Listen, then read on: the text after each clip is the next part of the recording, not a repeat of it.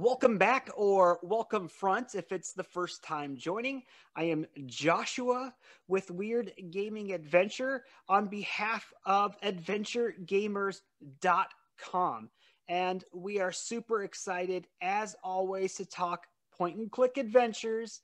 More specifically, we want to talk about a new game that's coming out. And to do so, we have the game creator, developer, Pontus. How you doing? Yeah, that's Pontus? great. I'm fine. Great to be here. Thank you so much for having me. Wonderful to have you. Quickly, why don't you tell us about yourself and give us a brief overview of what game you're creating right now? Yeah, sure. So my name is Pontus, and sorry, the cat is going nuts over here. But well, we'll see. He'll probably make an appearance sooner or later. I like it. So yeah. Basically, what I do two things. I hold courses in programming, and I do regular consulting gigs, basically just to fund my game development. So like game development has been a huge black hole for me for many years, where I just shove time and money, and basically it's what I love to do. So though I haven't yet struck gold, so to speak, I really enjoy doing it. This game that you're working on right now, like, look, let's face it, Justin Wack and the big time hack. It looks absolutely Nice. stunning. It's absolutely gorgeous, and we were looking at it with the Steam festival and everything. We're like, we've got to talk to this gentleman. So tell us a little bit briefly about the game, and then we'll go a little bit further into you specifically. Sure. Yeah, so the game is called Justin Wack and the Big Time Hack. Kudos to you for pronouncing it and remembering all the words.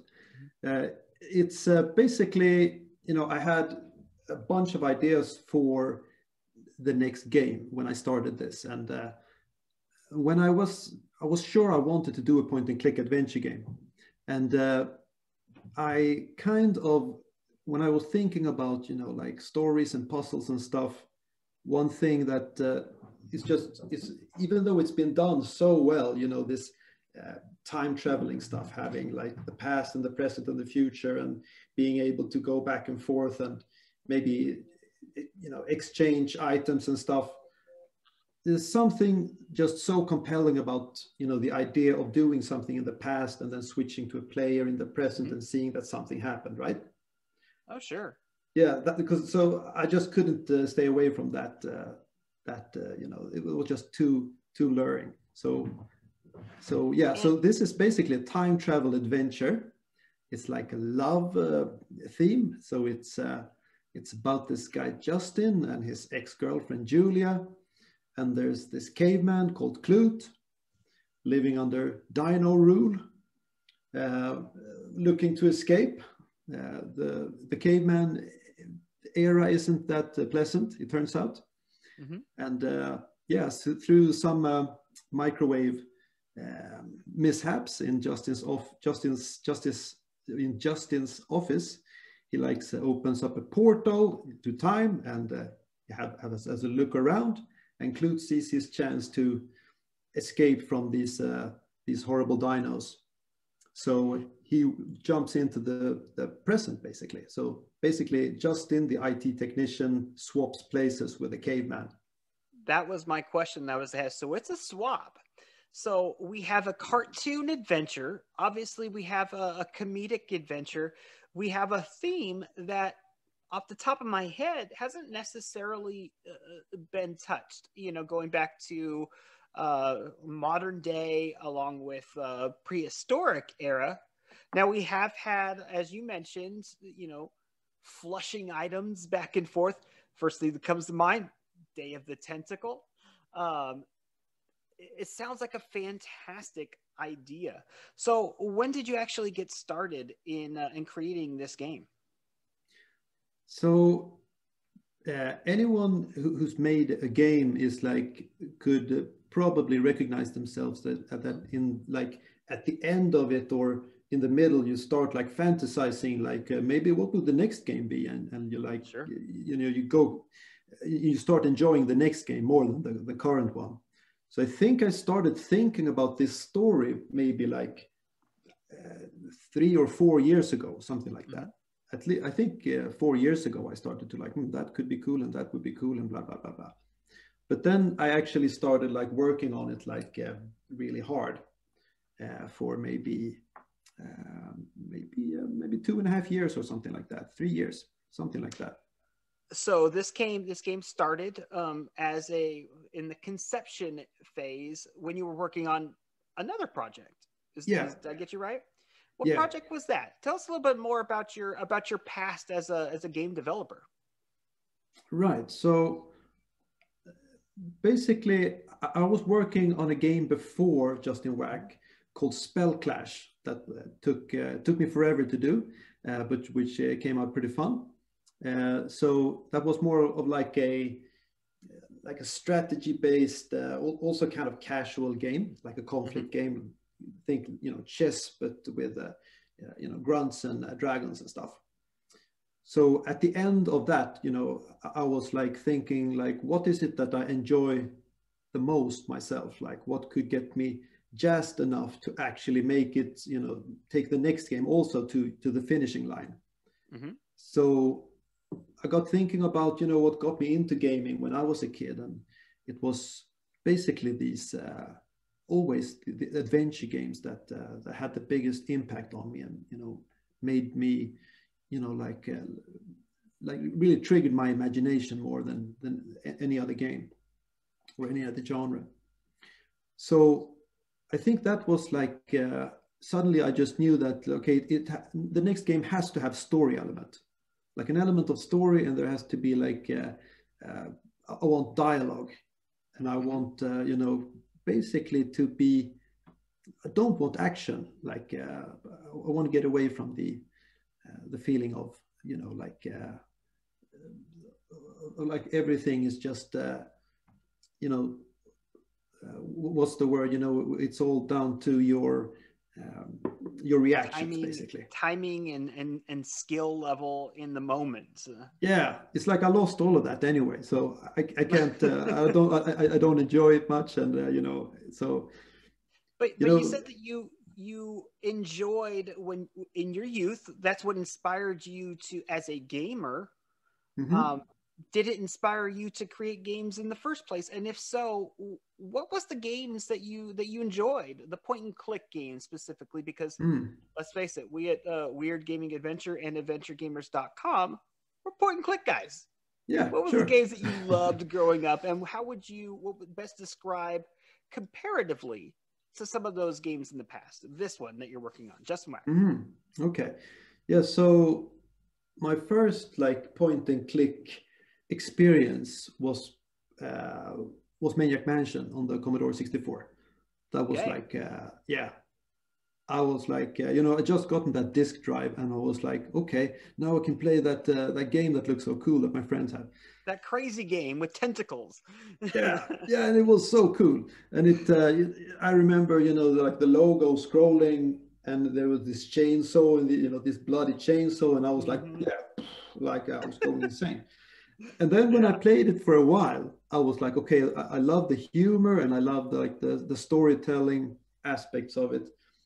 And then I remember I was in the kitchen, with again the chainsaw and the microwave oven that shows up in my game as well. All games. Oh, okay, okay. And suddenly, you get black. The screen goes blank, and it says "Meanwhile," and we get like a cutscene, like the first ever cutscene that I had ever seen, and I think the first cutscene ever in history. Actually, I think it was like the first game that actually featured cutscenes. So, and I was like, wow, what's this now? So there's a parallel story going on. Like this is just too much. And there's something about that is just so cool that you're progressing your story, and suddenly there's something else going on in the background, and and it's in the vicinity of where you are, and things could be dangerous, and yada yada. And isn't that what makes a great story anyways? Like I love books. Okay, so what happens in a book. Okay, so build your anticipation in this chapter, and then it gives you another point of view in the next chapter. It brings you down a little bit, and then boom, you're right back at it. And that's what Maniac Mansion was. You had Razor, you had Bernard, you had all of these different things going on at once. And at that era, like, what did you have? You had side scrollers, you had other things, and that was an iconic game that really revolutionized gameplay. Okay, so we have Maniac Mansion. You said that was one of the motivations for Yeah, this game, perhaps. yeah, What other it games did was. you have an affinity for? So the first adventure game I ever saw was actually King's Quest One. You Okay. know, I was like a tiny kid at my father's workplace, and he showed me some games at the computer, and I was like, whoa. And everything he showed me I thought was cool, like Yeah. Pac-Man and stuff like that. But then he showed me King's Quest, and I was like blown away by how cool that was. Like it's actually, you know, like moving a person, and he showed me like it to open doors and stuff. You actually typed stuff. So that was, you know, being from Sweden, that was the way me and a bunch of my friends, you know, we all learned English through that text parser. Really? Yeah, That that is was. incredible. Uh-huh. Is that a Pink Floyd T-shirt? It Hmm. is, yes. Ah, cool. That's awesome. I got a Dead Can Dance T-shirt. I don't know if you heard. Did you say Dead Kennedys? No, no, those are cool too. But Dead Oh, Can Dance. Yeah. I haven't heard of them.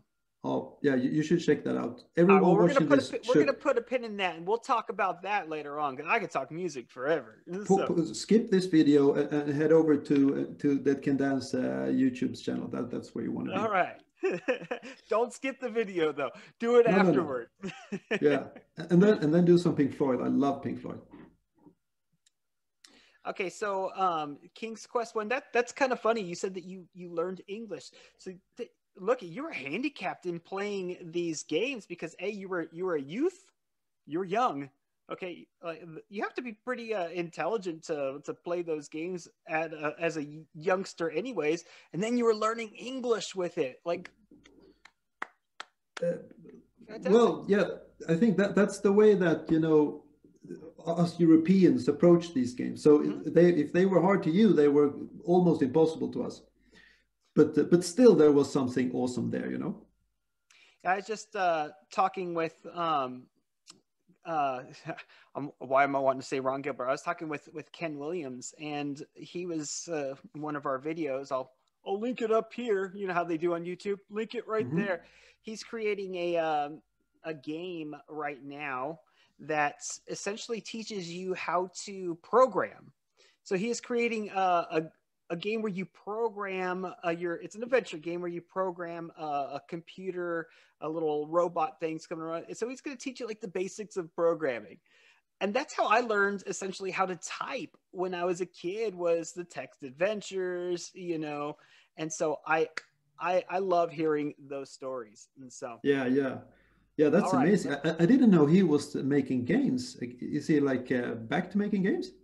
No, not necessarily. It's kind of a one-man thing. He says he's doing it as a hobby. Okay. And yeah, so it's something that he just got started on, and he said with the new programs that are out, he can make games what would take him a month in the past has taken him about 4 to 5 days. Cool. So he was super excited about that. You should check that out. Yeah, for sure. I'll check that out. And sorry, no, I was just gonna say that the first game that I ever built, or the first programming I ever did, was as a kid on the Commodore 64. You know, you had this little book with the Commodore 64 with all the C64 basic stuff. And the first thing I ever did was actually kind of close to what I'm doing now. It was, you know, like a text adventure about the Simpsons. You know, the Simpsons had just become a big thing, at least in Sweden. And I remember doing like Marge's hair with ASCII art, parentheses and stuff. Right. And you know, you were talking to you were talking to them, and you had these like A, B, and C choose what you want to do stuff. So that was my first, my first shot at programming was playing around with this type of game that I'm doing now, which is weird. And then later when I become like a web programmer, the first thing I actually did was trying to port the first scene in Maniac Mansion to a browser, to have the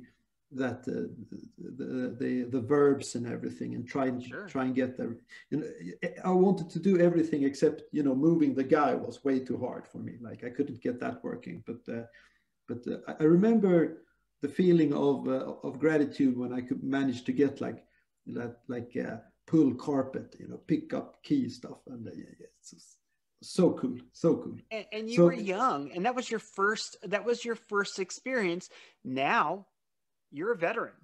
It's safe to say you actually teach programming, and we'll leave a link in the comments area as to where they could find you. That's always a good way to help some of us fledgling programmers and help those who are literally doing things. You said that you're trying to make money on the side while building these fantastic stuff. So we're talking about developers. We dropped a couple big wig names already. This project has been, tell us about your relationship with Ron Gilbert with this project. Help us out with this.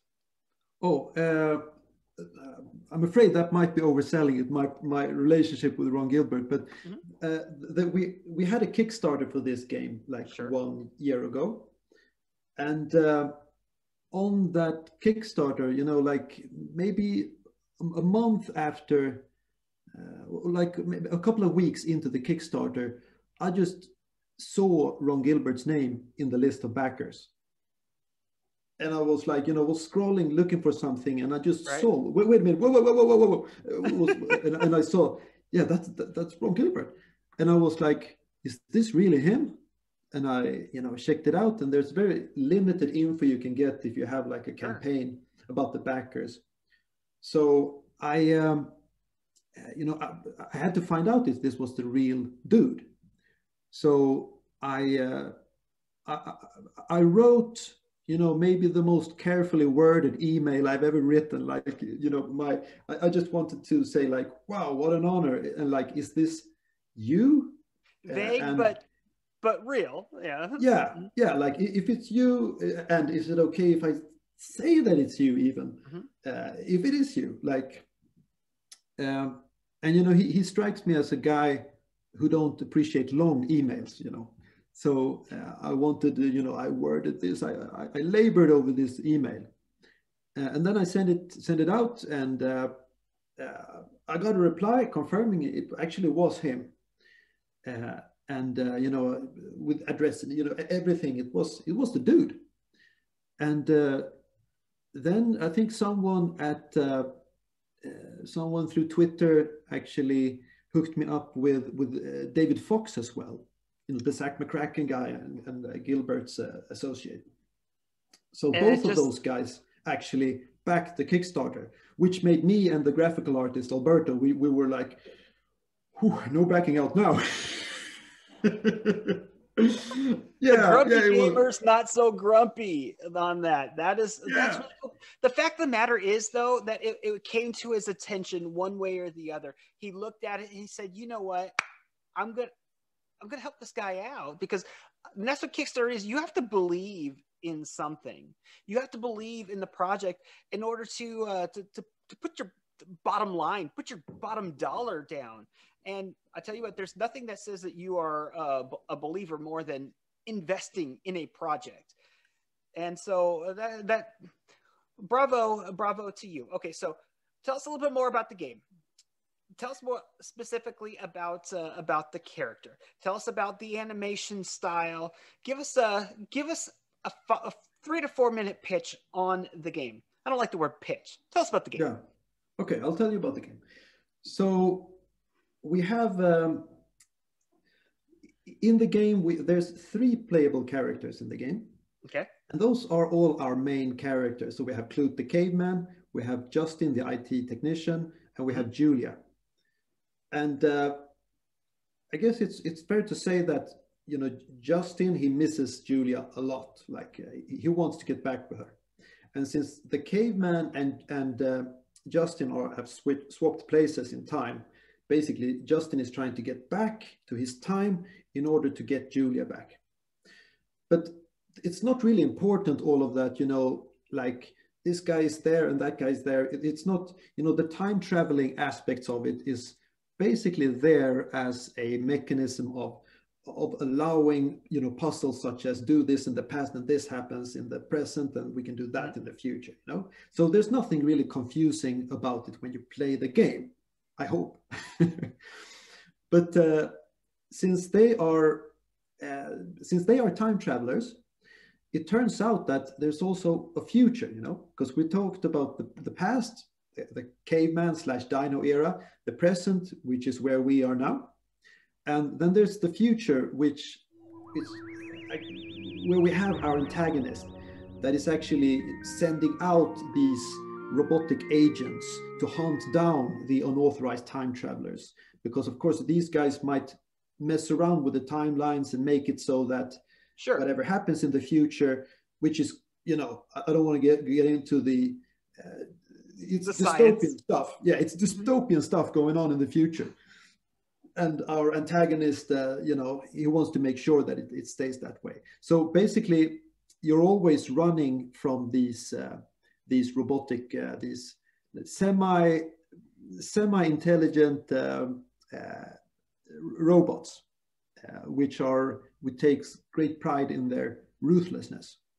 So is it a true? It is ruthless. Is it a true antagonist, or kind of like a good guy, bad guy who has to do bad guy things to keep things safe in the future, to keep the timeline safe?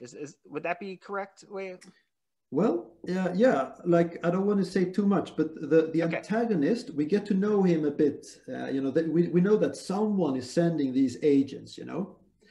So someone really wants to do what the agent does. They have these three phases. They investigate, they interrogate, and they liquidate. That's what they do. They're ruthless. There's a lot of apes there, and I'm hungry. All right, so we talked about the puzzles. We talked about going back and forth. We talked about 3-character. So we talking typical third-person inventory collecting, combining like classic style.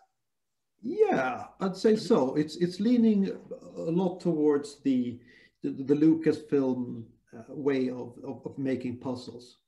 So there's definitely some inventory mixing stuff, and but mostly it's it's like picking up stuff and giving them to people and learning about talking to people and learning new things.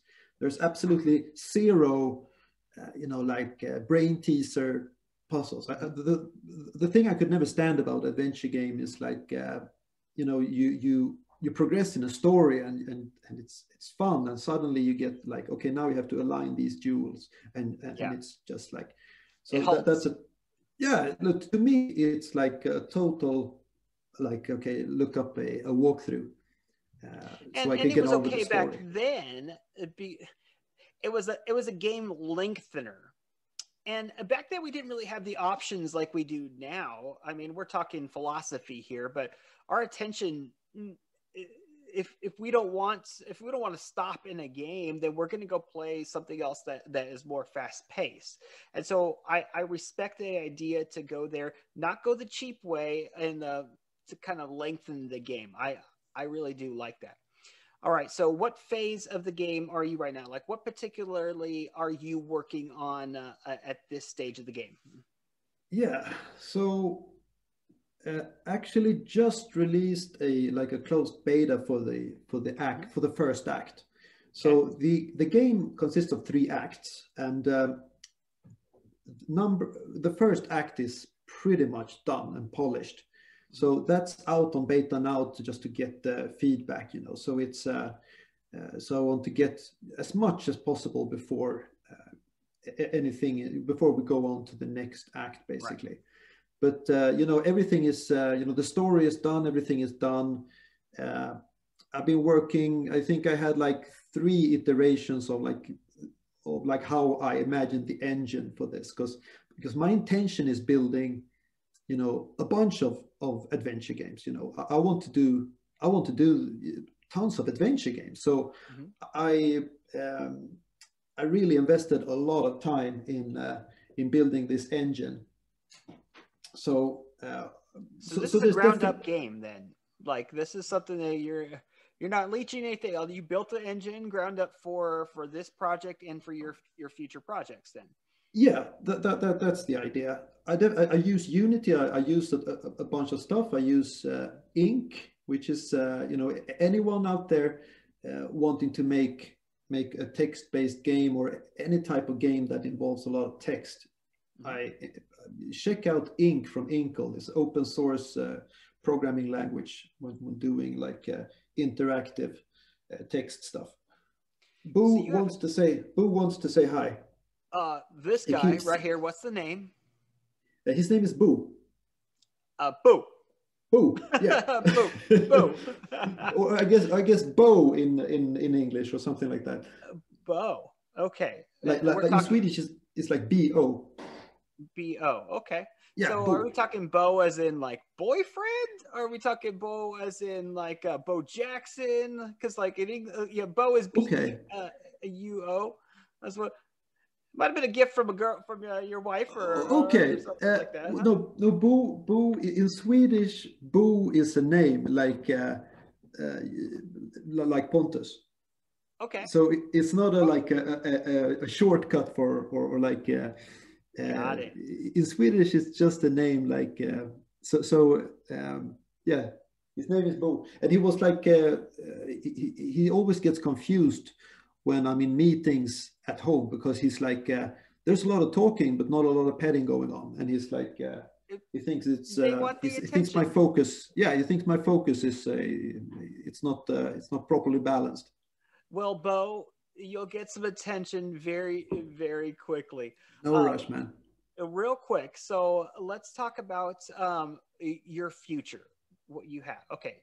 This is the first chapter. Are you planning on making another game with these characters? Game 2, if you will. Okay. Not necessarily. We'll see. You know, if people love this one, I'm totally open to make a sequel or whatever. But when I said, you know, the Act 1, just to be clear, this game will be a full game with 3 acts, and I have no intention of releasing, you know, Act 1 as its own game, and then Act 2 as its, you know. So I will do one game with these characters, and probably the next game will be, you know, another story. But it's definitely my intention to build, you know, if I only build this game, I wasted so much time on this engine. So, you know, I'm never going to forgive myself. So I definitely hope to make more games, and I love doing them. And you said I at least 15 times. Is it just you who's working on this? Like, no, it's hard to say. It's me who has, you know, the company, I guess. Sure. Like, or I'm not guessing. I have the company Worm Kitten, but you know, I'm hesitant to say me because it's actually, you know, the graphical artist as well. But I'm doing everything except the graphics. That's you know, that's what's going on. You've got a whole lot on your plate, and I imagine some of the peas and the potatoes and stuff ends up falling off the plate sometimes. So at least you do have a graphical artist to clean up, take time, that do what they do best while you focus on building, developing, and pushing the game. Speaking of pushing the game, publishers. Are you having a publisher in the works, or are you looking? So I'm totally open to publishers, you know, but the few who I've been in contact with have all been like, okay, that's cool. We can help you with X, Y, and Z, but it's not like, basically they don't want to give me any money. They don't want to say like, okay, here's a bunch of money, go build the game, and then we'll make some sort of split. You know, they want, they're more like looking to help out with, you know, translation stuff and, you know, marketing, you know, it's like, it hasn't really felt like the right thing to do. It's Like, not a partnership at this point. And so you're doing the work, and maybe if they get their foot in the door, then they will take help you out in the future, and subsequently they'll be helping themselves out. There is the porting thing. They're usually really good at getting things ported and stuff. On that note, as of now, do you have plans on pushing this game on anything besides PC? Well, so what I'm for the Kickstarter, I promised, or we promised. I don't. Sorry for saying I all the time, you know, because the graphical artist is working really hard as well. So gotcha. We're doing PC on Steam and Mac. We might do the Linux version. I'm not sure there's, you know, any problem with actually, since I'm using Unity and I think everything should work fine. You know, I did some test builds and no one had a problem. So maybe Linux.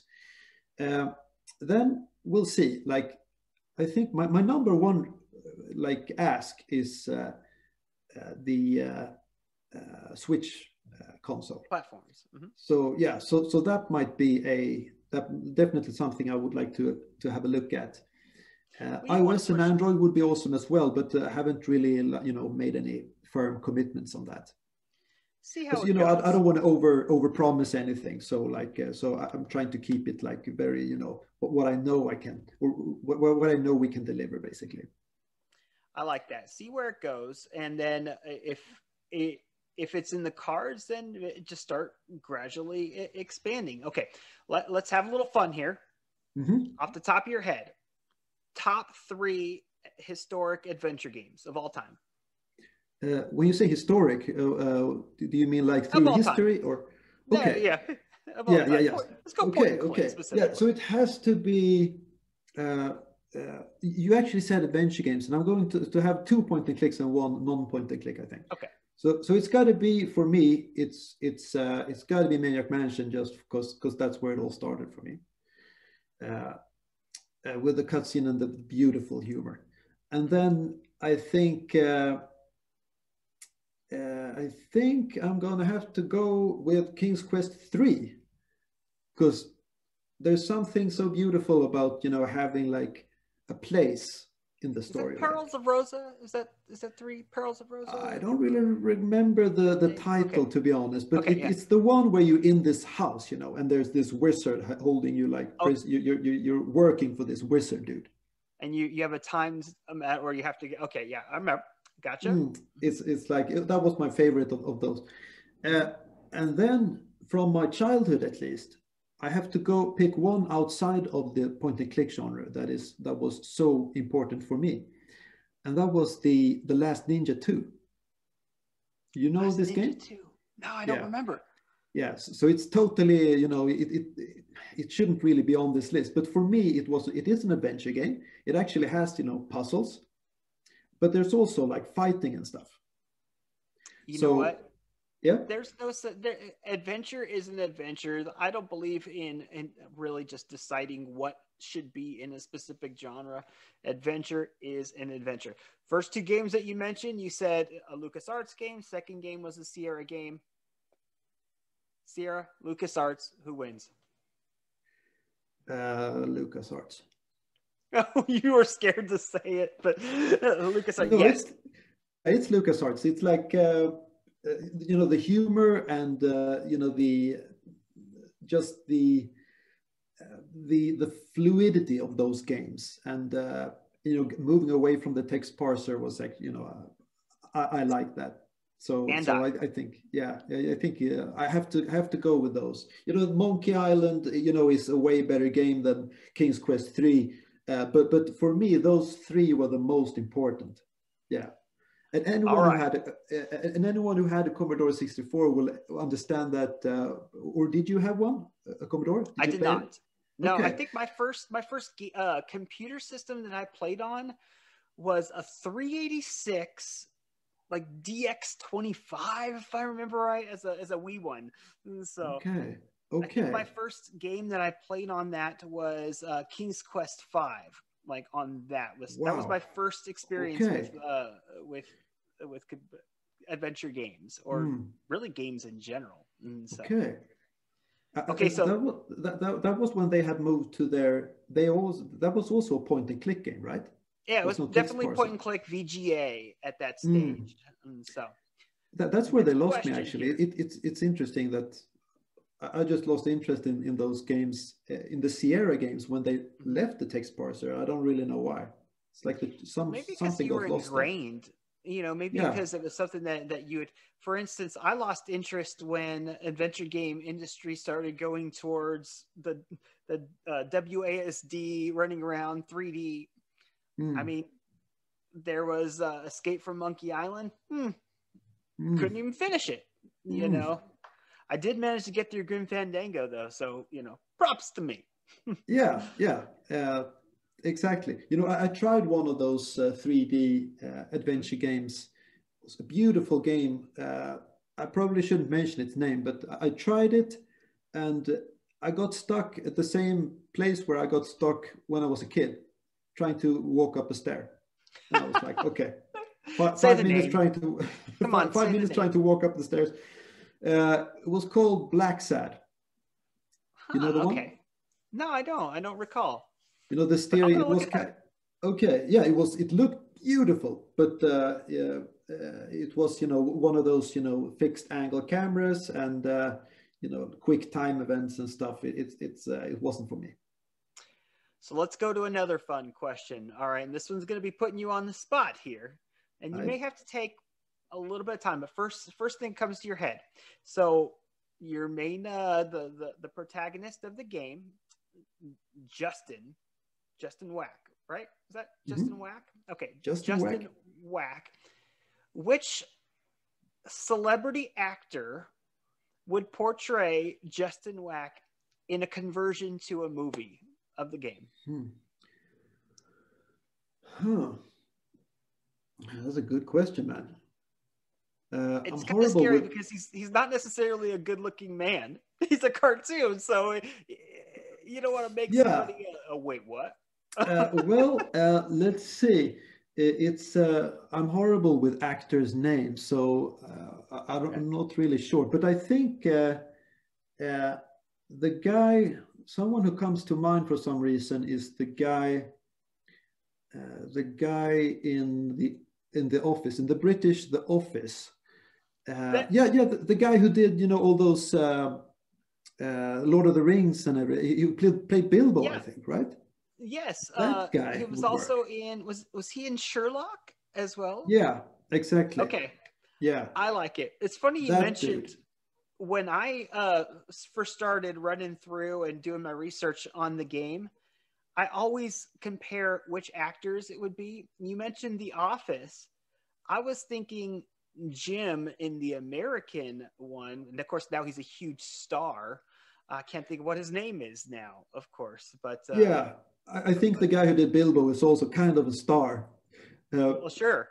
Oh, Jim, who was? I've seen the American version. Who was Jim? Remind me of Jim. The sarcastic one that was dating the receptionist girl. Like okay, like that's a good point. He's the Jack Ryan now on the Amazon series. Okay, so he played the same role as the guy I'm thinking about, right? But in the American, exactly. That's a good point. I could definitely see him. He could definitely. I think if there's anything, these guys are both a little too, you know, too hunky. I would prefer someone a little more, you know, 25% geekiness, and the rest of those guys would work. I actually based him. It was kind of weird. Both Justin and Julia, I based on two two like people sitting in the same co-working space as I was sitting in when I started the game. And it was so weird because I had those guys, you know, we were friends on Facebook, and I took, you know, pictures from them, and I was sending them to like the artist, and thinking like, this is the kind of guy I'm looking for. And actually, his girlfriend or wife is the perfect fit for Julia. So I had them both on the screen and stuff, and I was always thinking like, maybe if they see this, they think I'm like stalking them, and you know, it's super weird. So I had to like take them to a room and say like, hey guys, just you know, I'm building this game, and I want to base the main characters on you guys. And they were like, oh, sure. So that's so funny. It was speaking of The Office, you know, it was really weird. It was about to get very awkward when I took those guys in the room and said, I have to ask you something, like I have to tell you something. They was like, they were ready for the worst, you know. I don't know what they were expecting me to ask, but it's nothing bad. I just want to base my characters on you guys. But they were fine with it. That's funny. I'm friends with the developers of a upcoming game coming out, Kapia. I don't know if you're familiar. So, yeah, I seen the 3D, right? Correct. She said that she put me in the game. I'm like, all right, well, I need to know, like, she showed me. I'm like, wait a minute. It's like, wait a gosh darn minute here. We need to we need to talk about, you know, how you're placing me in this game. It was homage, but I thought it was kind of funny. So, yeah, all right, that's scary. You know, a lot of people from the Kickstarter had, you know, we had this NPC tier, like a perk. So we've gotten to know a lot of the you know, fans of the game, and you know, and incorporated it into the game. So yeah, writing for NPCs is not as easy, like for real NPCs based on actual characters, you know, because you don't want to portray them as anything but the exceptional people that they are, right? Yet you do want the dialogue to be fun. So it's like it can be tough, man. Same with Ken Williams when I asked him who would portray Leisure Suit Larry in a movie. This is what he's like. Man, that's a dangerous game as to who I would say would portray Larry in Leisure Suit Larry. And so he ended up going with Rick Moranis. Like, that's fair. I'm not sure who that is, but he's I'll look it up. American actor, older now. From, I say he's probably in his 60s, not really active anymore, but it was a fair comparison. So tell us when. You don't have to give a time, or when do you think the game is going to be available? Don't sell yourself short, of course. Yeah. So time is a very relative thing, as we know from the game. So it's in like a space game, yeah. Time. Yeah, space, and it's time, like in the grand scheme of things, it's not that. I mean, so I'm going to say that. It's 2021 is when it's coming out. Okay.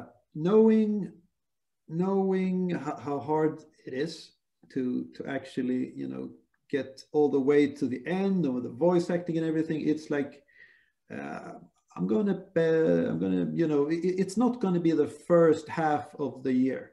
That's a safe statement. But look forward in 2021. With the way things are right now, you don't want to ever give a specific time, because all that will do is upset people.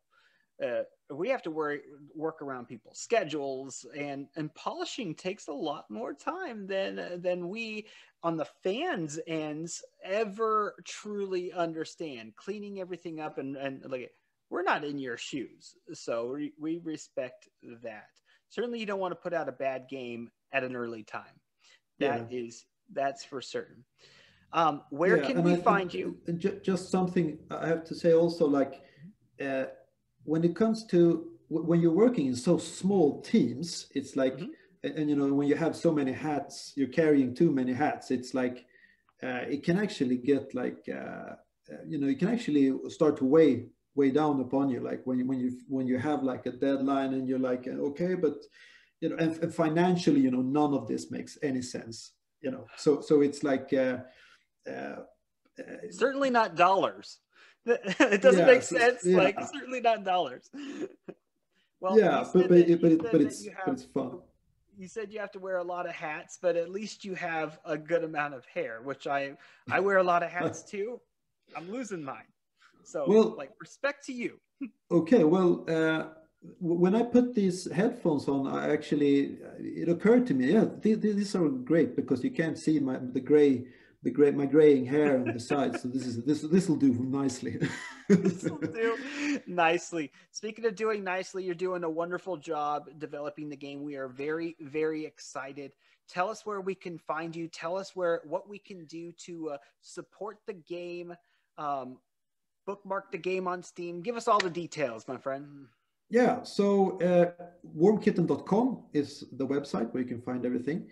I think the best place to follow, to keep tabs on the development is at the Twitter account at Warm Kitten Games. So that's probably the number one place. But you know, please wishlist it. It's on Steam, and you know, I would love to see, you know, like to see some. If you like it, you know, don't hesitate to say something. You know, it helps us a lot when someone just say, "Hey, I like what you're doing." Like that. That's worth so much. Gotta lift the spirits, man. Keep the spirits so, going. Because it's you know, most of the times I love working on the game. Like this is like I'm super passionate about it. And sometimes it's just, you know, like so much work, and so the hats get too many, you know, too many hats to wear. It's like you're squashed down to the ground. So I would love to have like it's very welcome if you want to like say hi, because I love talking adventure games. So don't be shy, people. and let's be honest here. I'm not just going to do an interview with every single game. So this is something that spoke to myself, spoke to us at adventuregamers.com, spoke to fans of the genre. And when it's like that, you gotta go talk about it. And that's what we're doing here. And we are grateful to have you. We are super excited for the upcoming game. We're excited to see what you do after the game in the future. It sounds like you have a juggernaut coming, if you will, with Pontus and his adventure series. Yeah, it will be very exciting to see what might happen next.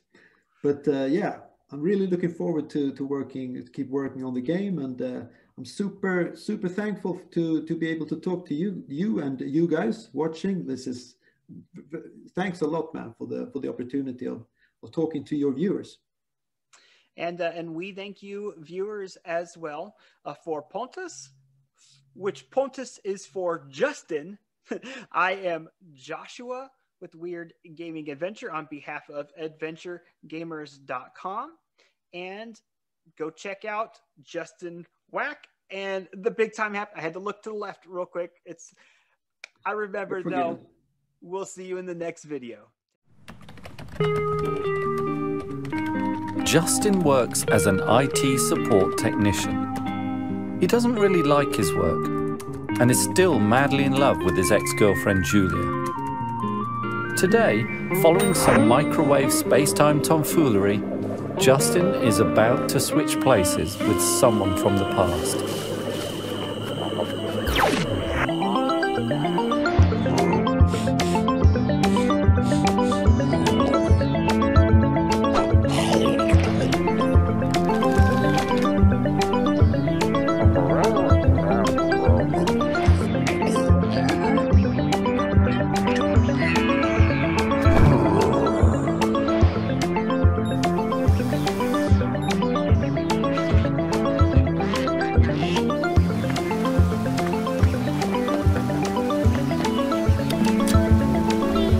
Justin Wack and the Big Time Hack, a story about time traveling, love, and scary-looking robots.